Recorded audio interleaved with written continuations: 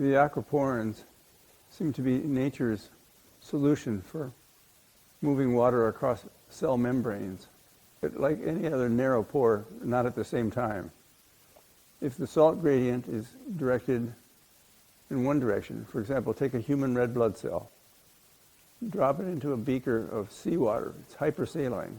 What happens? The water is released from the red cell shrinks.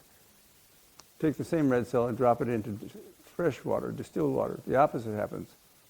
The cell now takes in water. The cell expands and breaks. It's the same water channel, like the ancient timepiece, the hourglass we call it.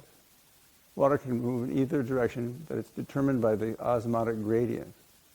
So the movement of salts and sugars will determine the osmotic gradient. In our kidneys, we reabsorb water from the primary urine. In our sweat glands, we release water into sweat. So it allows osmosis to occur very rapidly. And every living species has an aquaporin or an aquaglyceroporin. They're very similar. One is permeated by water alone, nothing else. Salt, it's hydrated, it's too large. Charged agents, they can't pass through.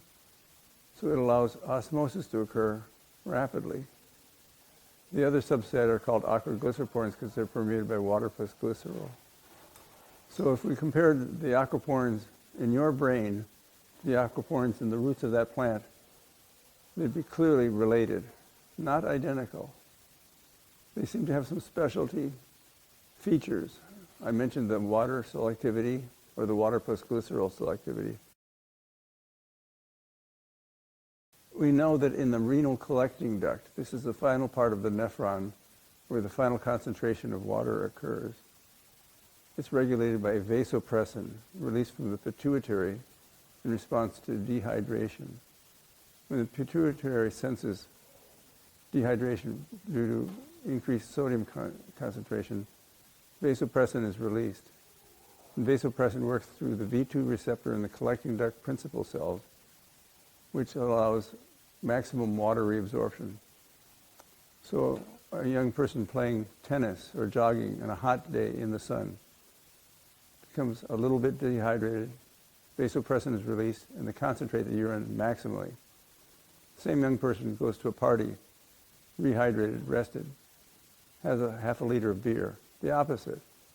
Now the kidney will release excess fluid, thereby driving up the sodium concentration back to the normal. So we go back and forth in the diuretic, antidiuretic states. So that's aquaporin 2. The others, we don't know how the regulation occurs. I imagine some are regulated.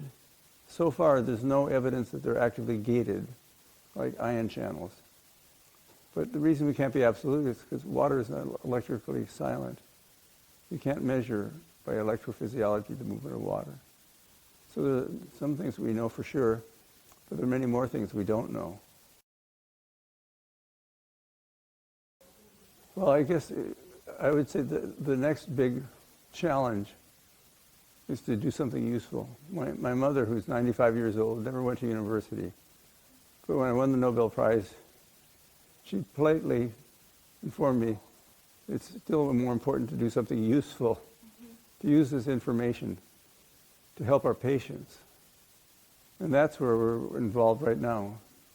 The aeromics team from the US and the Simcere team from China to use an inhibitor, which we refer to as AER271. It's an experimental agent which seems to block the brain water channel with beneficial outcomes in the setting of stroke.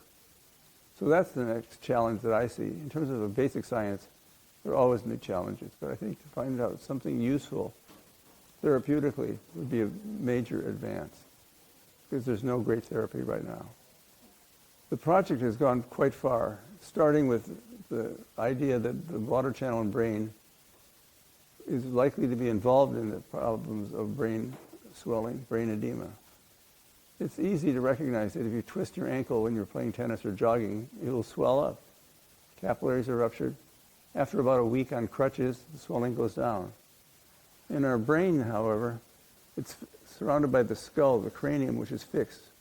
The cranium protects the brain from external injury, but it also restricts. So if there's some part of the brain that's injured in a stroke, for example, swelling will occur, and it will cause compression of adjacent brain tissue, leading to irreversible brain damage. In most cases, the patient suffering a stroke who's stabilized from the initial infarct has a major challenge to survive the brain swelling, which always occurs. And that may exacerbate things and take the patient to a still greater level of incapacity or even kill the patient. Over several years, using specific assays in cultured cells, many thousands of compounds were screened, and a group of phenylbenzamides turned out to be active.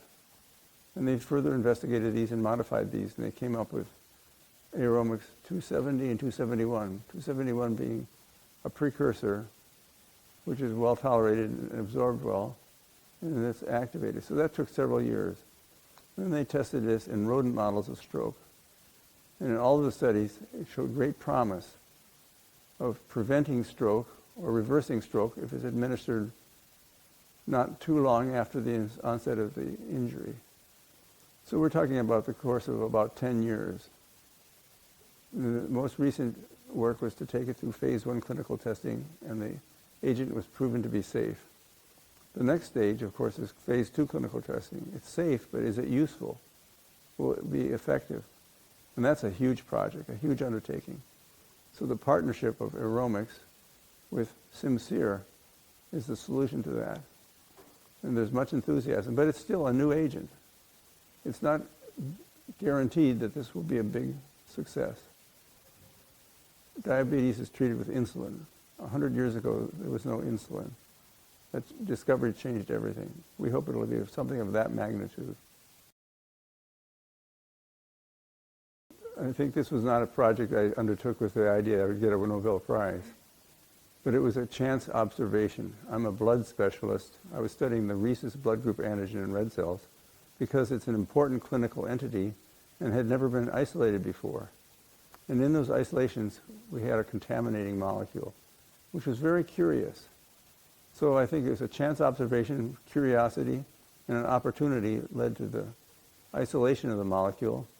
And after talking to dozens of scientists, one individual, only one, had a great idea. This protein may be the explanation for water movement across cell membranes, something that physicists and biophysicists and physiologists have been searching for a century. So we were lucky in that regard. And I was lecturing about this for the years following the discovery, and the interest got larger and larger. And finally, it was a lecture tour to a medical university in Dayton, Ohio, where my host said, "Peter, I think this is going to be a Nobel Prize." And inside, I was pleased to hear that, but I said, no. Better to have the Midwestern approach, lower the expectations, be surprised. But he was right. It eventually led to a call from Stockholm, and that, of course, was a change in my lifestyle. Well, there are, I think, several lessons. One is don't expect to be rewarded and recognized. Science is important. We pursue science because it's an opportunity to change the world. It takes innovation, it takes hard work, it takes collaboration, and support of our personal support team, our families. All of those are involved. And in addition, it's important to be very lucky. So I don't think it's possible to sign up for some course that's going to take you to the point that you'll win a Nobel Prize. I have always been a failure at time management. I find it irresistible to follow some interesting idea and instead do something mundane that I'm required to do. So it's a struggle. But sometimes these interests lead to new things that are important, more important than the task at hand. So I don't want to encourage young people to be reckless and foolish with their time, but to have a little bit of time for some crazy, unexpected activities. So we talked about the aquaporins and the water channels as if it all happened really quickly. In fact, the discovery of the protein as a contaminant in the RH preparations occurred 5 years before we figured out what the function was.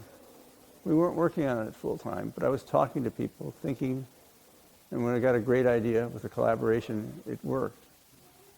So I think sometimes the big advances are predictable, and it takes a massive effort to get there. I think the discovery of insulin is an example. It was clear that extracts from pancreas could drive down the blood sugar of dogs. It was an anti-hyperglycemic agent. To isolate it and prove it was an engineering feat. It was important nonetheless.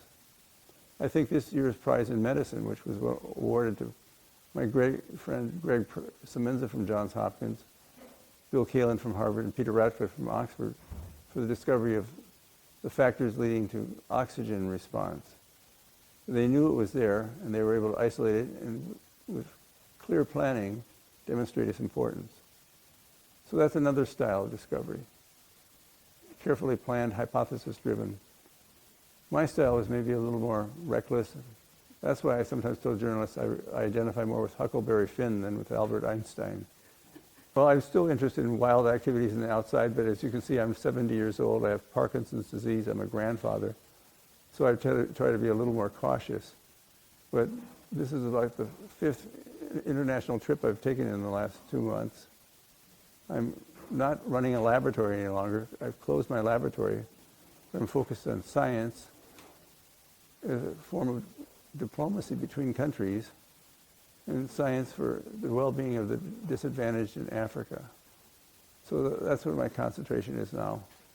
And I have to tell the young people that you look at me now, I'm an old man with a white beard, but in my heart I'm still a young wild man, thinking of great adventures. That never changes.